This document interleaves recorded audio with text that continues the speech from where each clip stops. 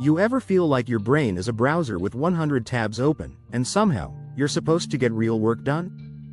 Yeah, me too. In fact, if you're watching this video, chances are distraction is your daily nightmare.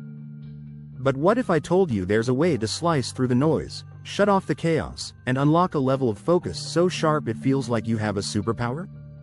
Today, we're diving deep into Deep Work by Cal Newport, a book that's basically a guide to surviving and thriving in a world built to distract you every second.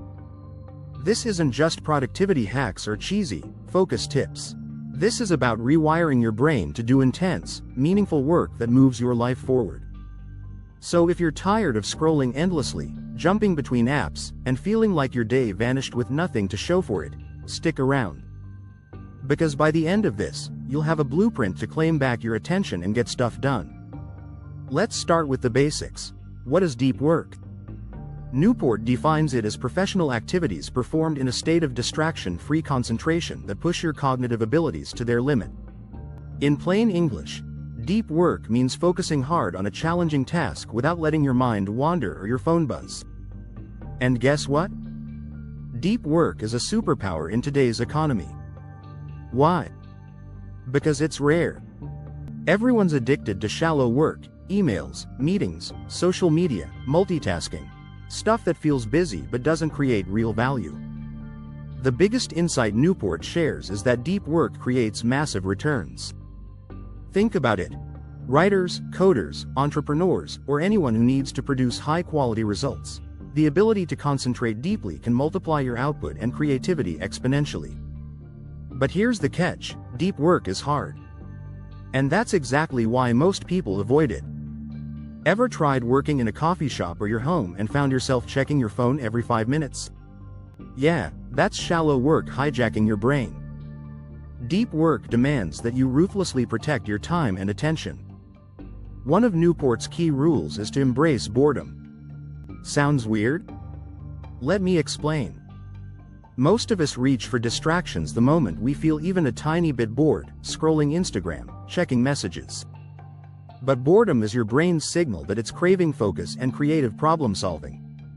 If you start resisting the urge to immediately distract yourself, you actually train your brain to handle longer periods of deep concentration.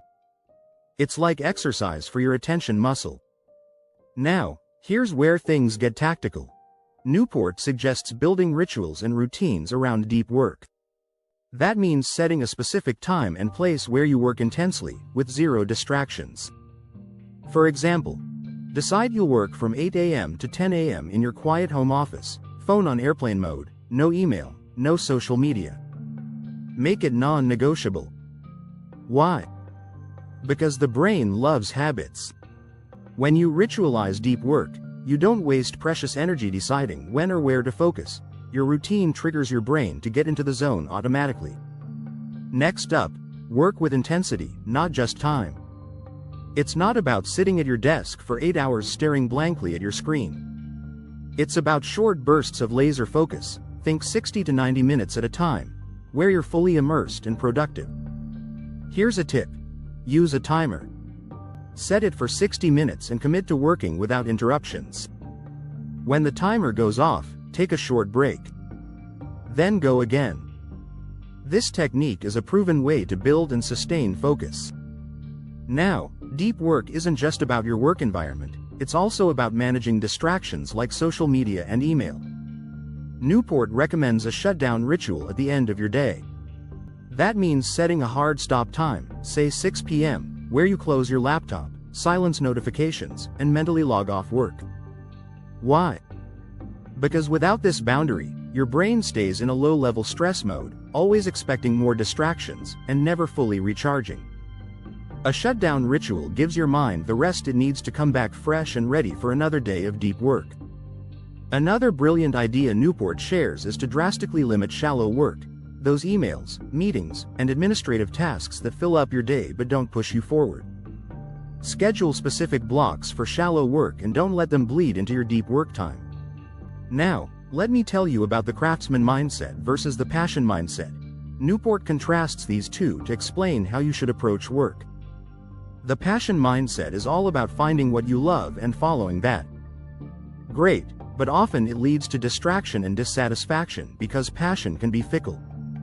The craftsman mindset, on the other hand, says, "What valuable skills can I build? How can I become better at my craft every day?" This mindset is practical and focused on mastery, which deep work fuels. By adopting the craftsman mindset, you shift your energy away from chasing fleeting motivation and towards steady, deliberate growth. And here's a killer example. Newport talks about J.K. Rowling, who wrote the last Harry Potter book in a crowded cafe, but was deeply focused during her time there. She created a ritual and protected her focus so fiercely that distractions didn't derail her flow. So how do you start building your deep work habit? Here's a step-by-step. Track your time for a few days. Where does your attention go? Be honest. Eliminate or reduce distractions. Turn off notifications. Block social media during work hours. Create a dedicated deep workspace, somewhere comfortable but distraction-free. Set clear goals for each deep work session. What exactly do you want to achieve?